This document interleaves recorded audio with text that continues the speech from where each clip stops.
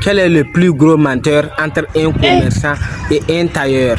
Le tailleur, quand tu lui remets des habits à coudre, il dit que viens le mercredi, viens le samedi prochain parce que je n'ai pas encore fini de coudre l'habit. Contrairement au commerçant, si tu arrives devant un commerçant, si le commerçant te dit que le prix de ce vêtement c'est 5 000, sache que c'est faux, c'est un gros menteur.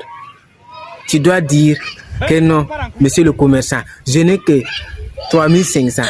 Il va te dire que 3500 là, c'est bon, mais c'est pas arrivé. Tu fais semblant. Ok, si c'est comme ça, je vais partir acheter l'habit là dans un autre vendeur. Le commerçant va commencer à dire, oh mon ami, tu sais, vraiment tu as combien? Si tu peux ajouter 100 francs là-dessus, voilà, je peux tolérer. C'est faux. Dans 3500 là, peut-être il a 1500 ou bien 500 bénéfices là-dessus, mais il va te dire qu'il n'a rien. Si quelqu'un te dit ça va aller là, c'est ton ennemi numéro 1 dans la vie. Comment ça va aller? Ça n'ira pas. Dans la vie, tu ne peux pas empêcher les oiseaux de voler au-dessus de ta tête. Mais tu peux les empêcher de poser sur ta tête.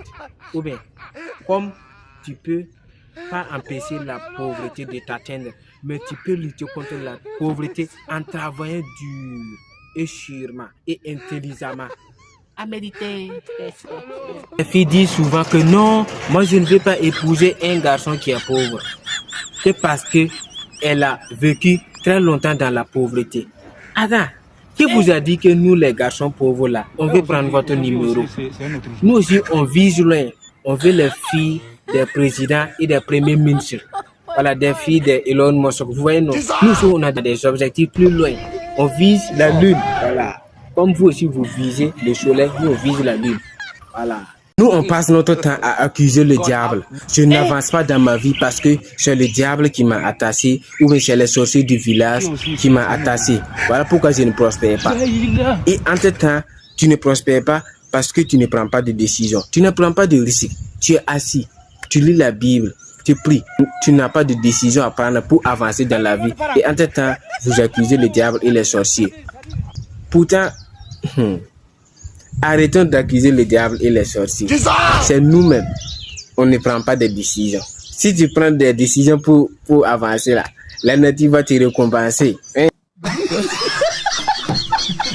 Un dicton qui dit que l'avenir appartient à ceux qui se lèvent tôt. Vous voulez dire que le voleur qui se lève tôt pour aller voler là, l'avenir l'appartient. Moi, je ne suis pas d'accord avec ce dicton.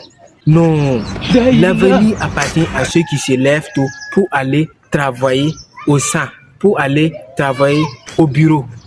C'est ça. Et puis, bon, toute chose est importante sur cette terre. Par exemple, s'il n'y avait pas de voleurs, on n'aurait pas dû créer le parking. Là où on garde les motos là, les gens se méfient.